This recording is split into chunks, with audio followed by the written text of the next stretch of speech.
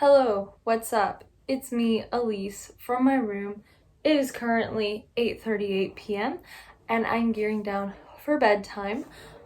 So I thought a good idea for a video because I want to make weekly videos, more or less now. I still need to edit that vlog I mentioned last week. But this will be a kind of short one, hopefully about sleep, my sleep schedule, what I'm doing, how to get something like I'm getting.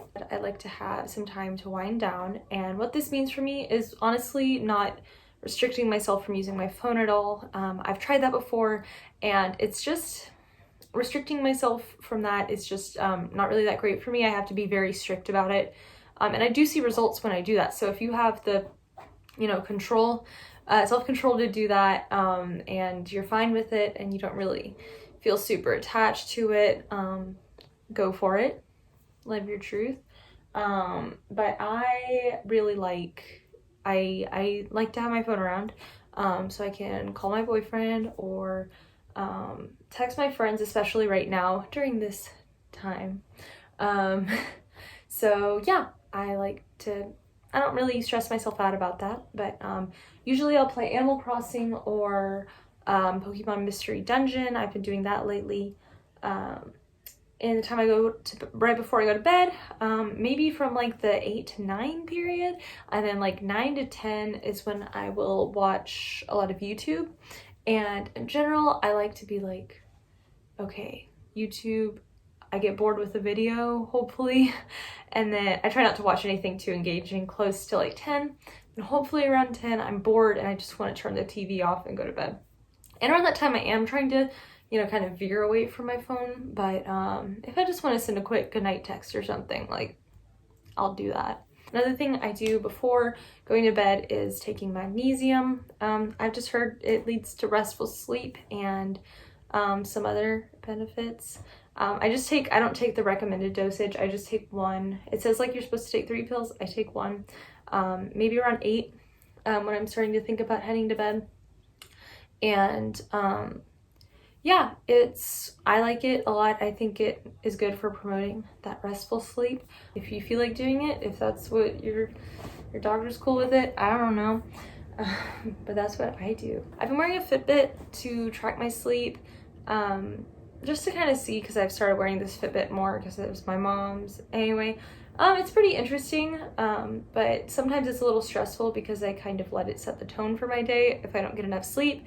I try to get between 7 to 9 hours, I think, which is the recommended.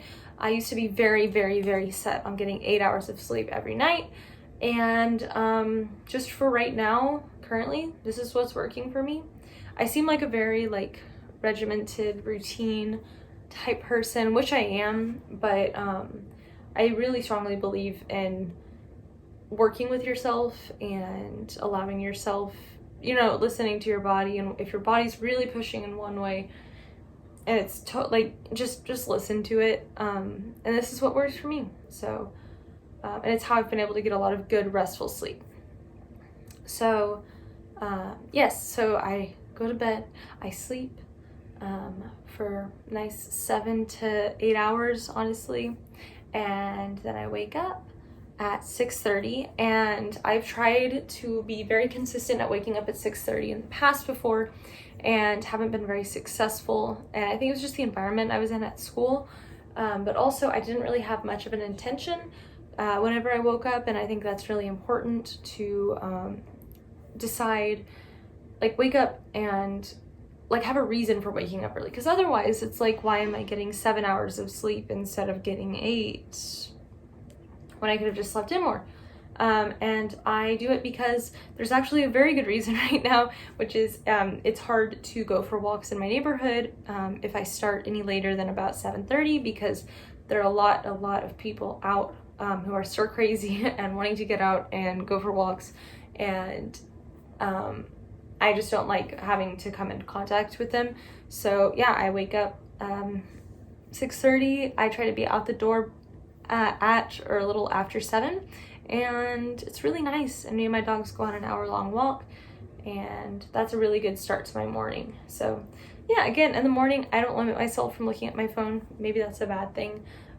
But yeah, like I said, I'm very routine driven person, but also I've really learned how to listen to what my body is wanting and what my brain is wanting, and knowing that it's often more hurtful, I guess, more damaging. It's often more damaging to deprive yourself from something. So these are just my thoughts on sleep and what I've been doing. It's really nothing too crazy, but I think the biggest things are having that wind down time and having an intention for waking up early. And I cannot stress enough that having a sleep routine right now is really important. You've probably been told that, heard it from people. If you can't pull it off, I would suggest just trying to have one end of your sleep schedule figured out, whether it's, you're consistently going to go to bed at like 11 p.m. every single night, and you can wake up whenever you want.